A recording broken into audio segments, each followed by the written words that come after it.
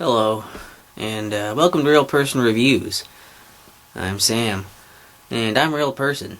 And today I want to talk to you about Pokemon Quest it's for Nintendo Switch and for mobile devices. I've only played the mobile version, so that's the version I'm going to be talking about that I can really actually say things on, and also where you're going to see the footage.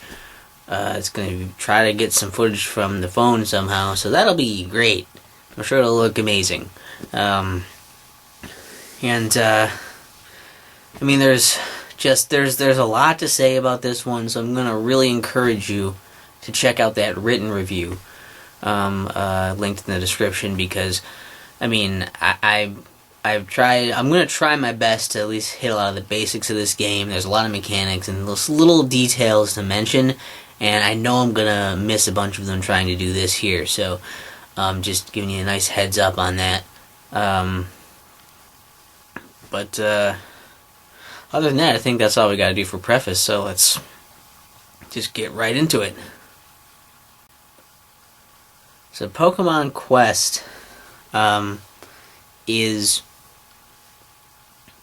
free-to-play is not a genre, I guess. But it is like a sort of a mix between a bit of like an RPG. It's almost a bit of a looting game. It's got a little tower defense vibe to it. And I guess a slight adventure game type of feel to it as well. It's got a lot of little elements that don't really necessarily fit very neatly into a genre or subgenre too well. So I'm going to try to explain this here, since everything's kind of connected. So when you start off, when you start going into the battles, there's a whole lot of tutorial stuff and whatever, and it'll kind of teach you how to play the game, and that's where you'll learn most of the stuff. But once you do that, basically whenever you go into a battle, you can pick, you can have a party of up to 3 Pokemon, you can, I guess you should probably have some idea what Pokemon are and whatnot before you're, just in terms of this review, so in case, I'm not going to explain Pokemon to you, other than they're just like animals with superpowers, essentially, and you'll just kind of catch on as you play. It's not necessarily important to know about the main series to play this or anything, so you're probably fine. I guess I just thought I should mention that quick. But you can have up to 3 of them in your party. Then you set off to do a battle, and when you're doing your battles, you're going through these waves of combat where you're fighting off all these other Pokemon that pop up. And at the end of the waves of combat for that particular level, there's going to be a boss. If you beat the boss, then you win. Most of the combat during this is a lot of it is kind of just controlled by the game. The Pokemon move on their own, and they do these little automatic attacks on their own. Some of them do like these close range hits. Some of them have ranged hits, and then they can all have moves. They can either have 1 or 2 moves on them, and they have small pools of moves that they can potentially be. There's also ways to change those moves, or if you get multiples of these Pokemon. Different ones, they might have just different moves on them when you get them as well. You just tap on the move to use it, and then it goes on a cooldown, and then once the cooldown is up, you can use it again. And usually whenever you use a move, both of your moves, if you have 2, they both go onto a cooldown. You have to wait until you can use the next one again. They're just kind of on the bottom of the screen, so it's all action. It's not like turn-based, it's just happening in real time. And you could also just hit the auto battle button, and then they'll just go and automatically use one of their attacks whenever the attack is up, basically. If you have 2 moves, I think it just does. It's probably some kind of system in there for it to pick and choose what to use, when it's doing that. Some of those moves are attacks. They just straight up do damage. Some of them are attacks with effects, like either they can buff the user or, debuff the enemy, lower some of their stats or put a status effect on them or something. There are some moves that are just for inflicting status conditions and whatnot, or certain ones that can inflict, or not inflict, I guess, that can grant positive status changes for the user more directly rather than being attacks. So those are the basic kinds of moves you can usually do. Also, there are the typings here. There's the whole different kinds of wheel of weaknesses, the different kinds of effectiveness of what's good against what and whatever for the types of Pokemon. So like fire is good against still good against grass, and water is good against fire, that kind of thing. But they also have the same type attack bonus. So if a Pokemon is a fire type and uses a fire type move, it'll do extra damage because it's the same type as it. That kind of thing. That's been incorporated. As far as I know, type effectiveness hasn't, though. In terms of, I guess, I don't know if weaknesses actually matter. Actually, that might be the thing. I actually don't have confirmation either way. I haven't found just from playing. So essentially, I don't know if those even matter. It's just that they do have the types for getting the stab, at least, is in there. Anyways, that's probably a little bit too technical to give a shit about for this. But basically, that's just, those are things that are in there. If you end up winning the battles, like I said, you beat the boss, you win that fight. Usually in each area there are a number of battles to do in a row. You have to, win this battle, and then you can move on to the next one. And there's a suggested amount of power you should have, which is just a culmination of your team's HP and attack for the 3 Pokemon you have selected. That's their total power. After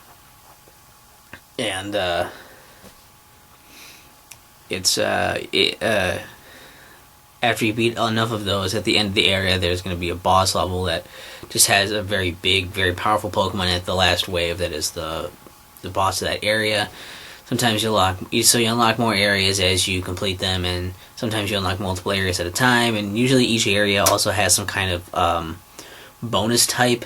So like if the bonus type was water, then if you put in water Pokemon, they'd have their stats boosted when they're going into the battle, because that's the one that's supposed to be good in that area. And typically when they do that, also they'll usually include Pokemon that would normally be weaker to that type as well. So again, not exactly sure if type effectiveness works or not in here. It's possible. It's possible. And I'm very sorry, I just don't have confirmation on that. It's weird. I feel like I either should have looked it up by now or figured it out through play, but it still seems a little ambiguous, so what can you do? Also, when you win battles, usually you get some of the loot stuff that I talked about. Usually there's just a bunch of power stones and ingredients.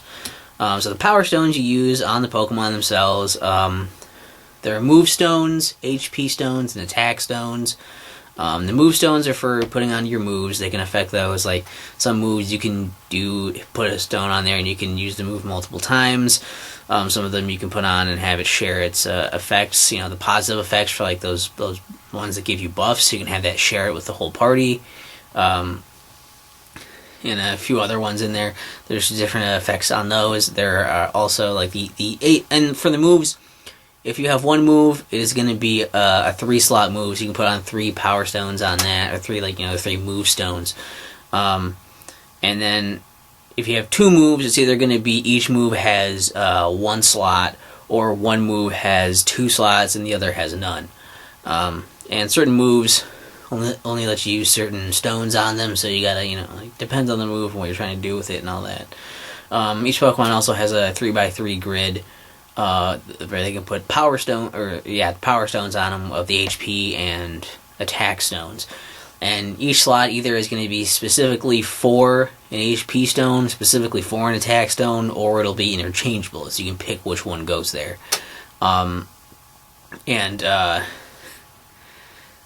Basically, as you level up, which you'll get experience when you beat these battles as well.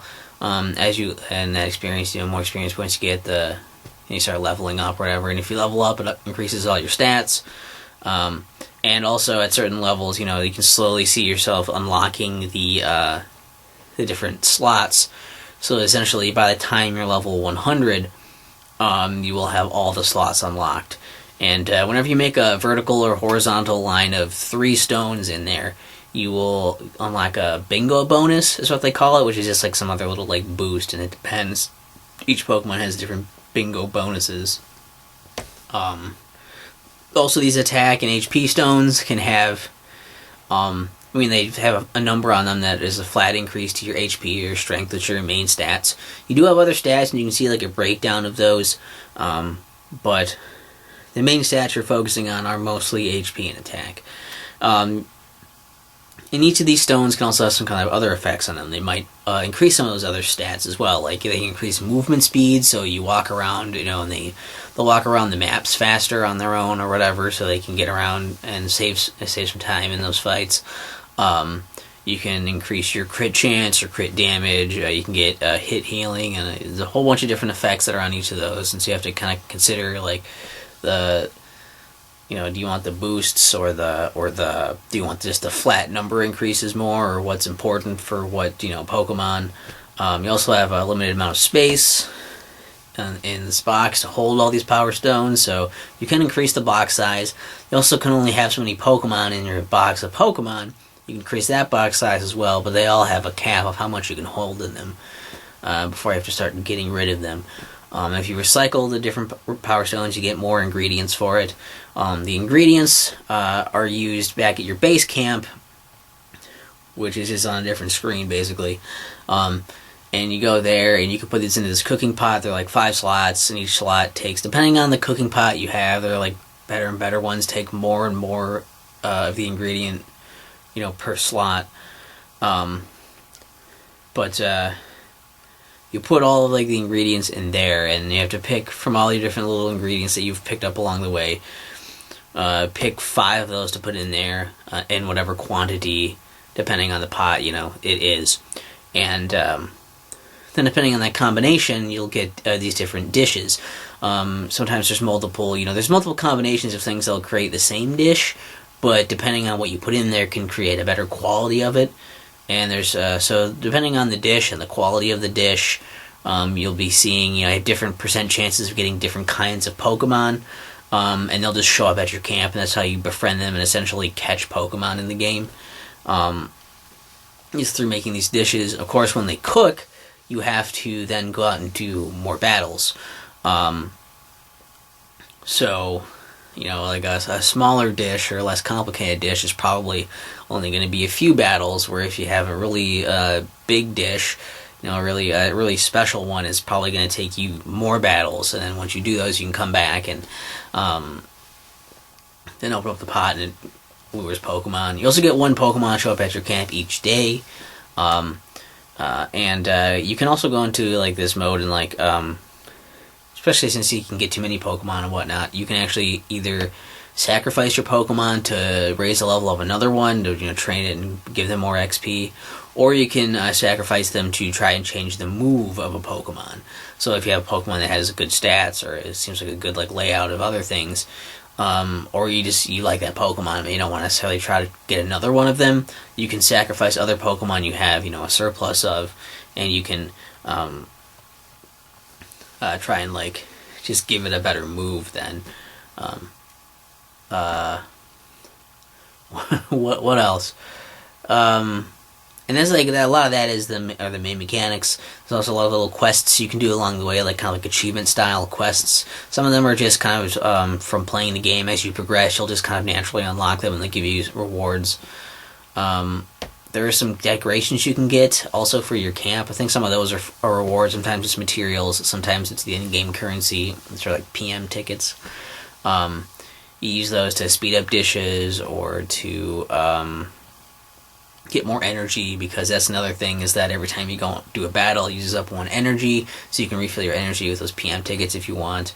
And of course, you can buy PM tickets with real money. I think there's also shop exclusive stuff you can get. I couldn't check that out because I have that disabled on my phone, so I don't accidentally end up buying things in games like that, so I couldn't actually access the store at all because I had that setting set. So I can't say what's all really in there. I think there are a few shop exclusive items, but most of them are things like extra pots, so you can cook more dishes at the same time. And I think there's a few decorations that give you some nice passive boosts, because generally that's what the decorations do. Also, is they just give you boosts. Most of the ones you can get yourself usually cost either they're a reward or they cost PM tickets to get. Which you get PM tickets, some of those every day as well. And they just give you boosts, like you can, your increases your chances of the success of the move training, or increases the amount of experience you give when you're doing the level training, increases the certain types of ingredients when you're doing expeditions, little things like that are most of those. And then you can kind of set them up wherever you want in a few predetermined parts of the base camp. There's the other achievements, the quests and whatnot are more like, for there's some grindy ones, like, getting X amount of this type of Pokemon, or beating X amount of this type of Pokemon, that kind of thing. Or there's also a lot of like have a attack strength of this much, or like a HP strength of this much, and a combined team strength of this much. Those kind of benchmark things to hit. And once you go through all the main areas of the game, you eventually get to the last area, and there's a big final boss to fight. If you beat the boss, there's actually credits. You go to the credits, you sit through those, it's like that's the end of the game. But then it opens up post-game content where there's a bunch of levels you go into, and each of these are basically every time you go there, it's just kind of a, it's like you're going to be about this tough. They have the power rating there, and it's like that's how tough it's going to be. And the Pokemon that show up there are semi-random. There are a few different sets they can be for the waves and the boss. And so you're never quite sure what you're going to get. Plus, all of these battles are timed. So you have to be able to beat everything of those, in the mix of what can possibly show up there. And you also have to be able to beat them fast enough to get past the time limit. Again, those get progressively harder. You have to keep beating those in a row to keep it going. And if you beat the end of that one with a very strong boss at the end of that one, then you're pretty much done. You don't really get anything too special for that. That's just like the only thing left to do after that is to finish up the achievements. And as of recording this right now, I am still in basically in that point where I'm just grinding the rest of the achievements out. Also, in the post-game area, you can get a material that you can't get elsewhere, I don't believe, anywhere else before that. So, the one dish that requires that material, you need to do in the post-game stuff. And I beat the main game stuff about the first week I played it, and then it took me months to get through the post-game stuff. Just to give you an idea of the frame of reference there. Okay. I'm sure I missed a million things with that anyways, but to go into some of the positives of this, it's kind of interesting that it's got this visual style of, like, everything's voxelized. It's all just a bunch of these, like, it's like 3D, but everything's like a cube. It's still very colorful and cartoony, and it looks like Pokemon. They did a good job with that. It's kind of fun to see the different representations of them here. It's kind of, visually, it's like, like if Pokemon was in Minecraft, that kind of look, essentially. But, like, I don't know, like, that was kind of cool, but, like, it's different. It's a way to set itself apart from, like, the main series, too, so it's, like, it's not just, like, this doesn't look like Pokemon. It still looks like Pokemon, but it's also, like, obviously not the main series games, so I think they did a good job kind of meeting a middle ground there.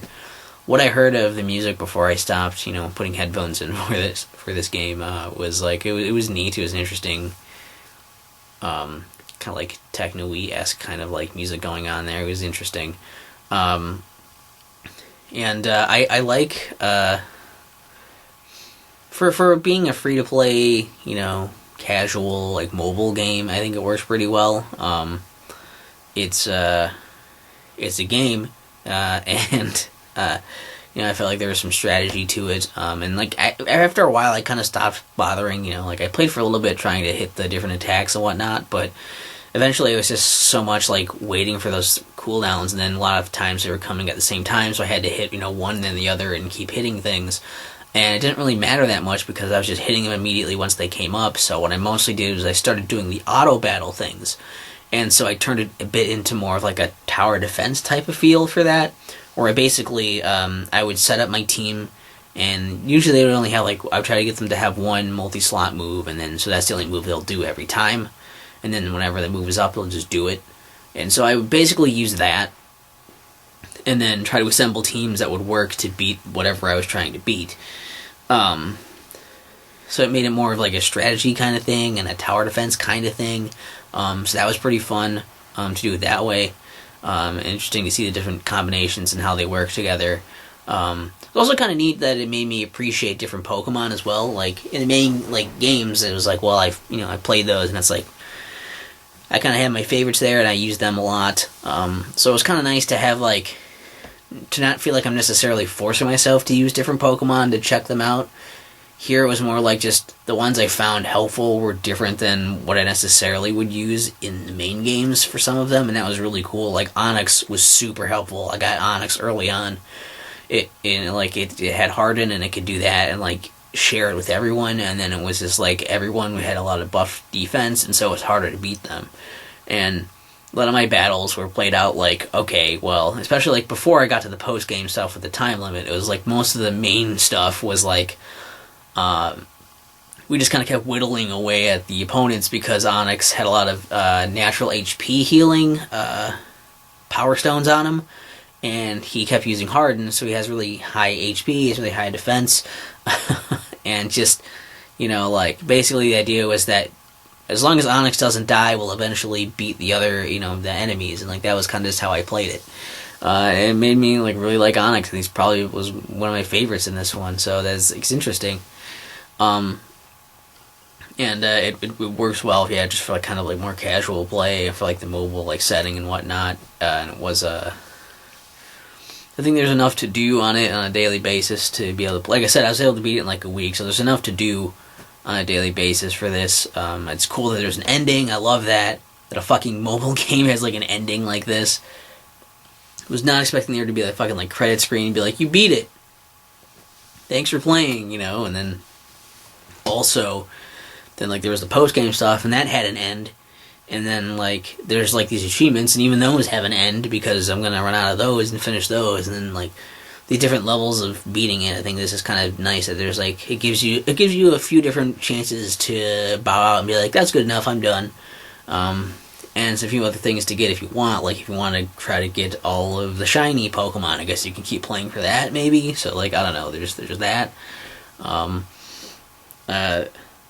There's a lot there if you want there to be, but it doesn't try to push itself too hard on you, and it also doesn't try to push purchases on you either. They mentioned the shop a few times, but it didn't feel like it was ever in your face and be hey, do this, you should go buy if you want to buy this at the shop, there's a special at the shop, or it didn't feel like it was doing that stuff to me, and that was nice.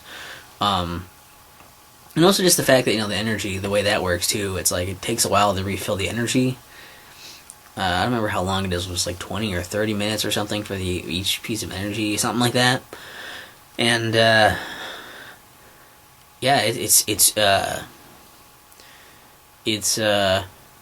mean, that's nice, I guess. It's so you don't sit there and just constantly play it to death and get sick of it, but you also there's enough to do this. It doesn't feel like you go in and do one thing and then you're done. So they did a good job metering a lot of that out. As far as issues, it doesn't totally get away from the free to play thing where it's you can buy those extra pots and you can buy all these extra things to make stuff. Basically, you can buy things with real money to make the game go faster. You can buy PM tickets and make things speed things up. And I guess that's a way to support the developers. Although I believe it was actually developed by Game Freak or the Pokemon Company or whatever. I think it was developed by the actual people that make Pokemon, so that's I didn't know they did that. That's pretty sweet. So they don't, maybe they don't necessarily need it, but they probably would like that. If you want to support it, that's nice. But it's still like it's a weird thing of like either you're gonna pay money for it and on this game or spend money on it, and then effectively you'll play it less, which like just in a logical sense, just looking at it more objectively, that's like a worse value. Because it's like, oh, you're paying more money now than nothing, and you're playing less game because of it. But then you think about, okay, well, it makes it less frustrating, less grindy, and it's like, well, that also means that the way it's naturally designed, if you're not paying that money for it, then, like, the game is just being intentionally hindered and, like, grindy like that because they want you to pay money, and that's also not a good thing. And they couldn't really get away from that as a free-to-play game. And so it's at least nice to see that they didn't go too hard on that, but it is still a thing that's there, and I would feel weird if I didn't address that. So, also, it's, I don't know, I didn't feel a whole lot of incentive to try to get all the Pokemon, other than it was something to do.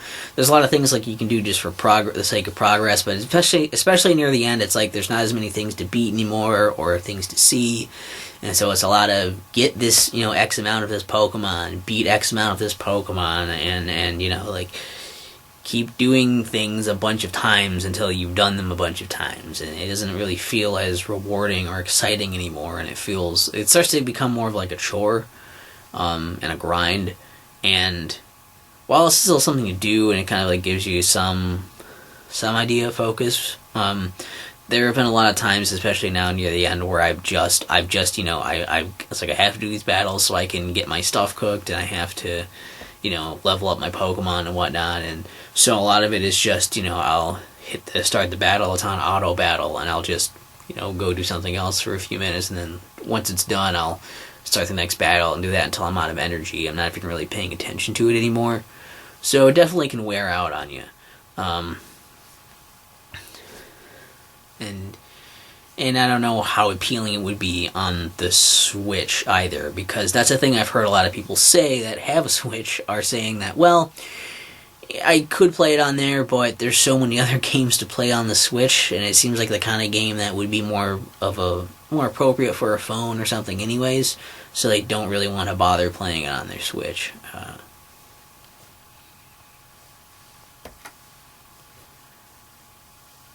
But, I think Pokemon Quest is at least worth looking at because it's free, mostly. I didn't think it was, it's not like it doesn't feel like a miserable waste of time or anything, like, there are some mobile games I've tried out that I have kind of felt that way about, and this is not one of them. This is actually a decent one. It's, pretty interesting, and, there's got to be something said for it if I kept playing it, and, I beat it in a week, and I still kept playing it then for months to try to get more stuff, and it's been fun enough to keep me playing. It's not amazing, but, like, it's impressive for at least what I was expecting out of a free-to-play game on my phone. And if you're like a big Pokemon fan, it's interesting to check that out. You want to play a little bit of casual stuff, you want to do like a tower defense-y, RPG, looty kind of game, Pokemon Quest has you covered. Just don't expect to fall in love with it or anything, I guess. And I mean, I don't know, like, what did you guys, if you have played it, what do you guys think of it? If you've played it, and what platform did you play it on, and why? Leave all that stuff in the comments. I'd be interested to know more about how people feel about this, because I didn't hear a whole lot of people really talk about this. A little bit when it came out, a little bit when I think when it first came out, and a little bit when it came out on mobile. And it very quickly went back under, and I didn't hear much about it. And I haven't heard much about it since. So I'm pretty curious to know about this little game that has... it feels like it's pretty much just not going to get additions or anything either. It doesn't seem like it's going to get, like, expanded or... I don't think they're going to throw in Gen 2. I don't think they're going to do anything like that. It seems like it's just kind of a little self-contained experience. So, I don't know. Your thoughts would be cool to hear. And, I mean, at least I think we can agree that, regardless of what you think of the experience or the cultural impact, I think we should at least be able to agree that it's a better game than Pokemon GO. It's at least a better fucking game.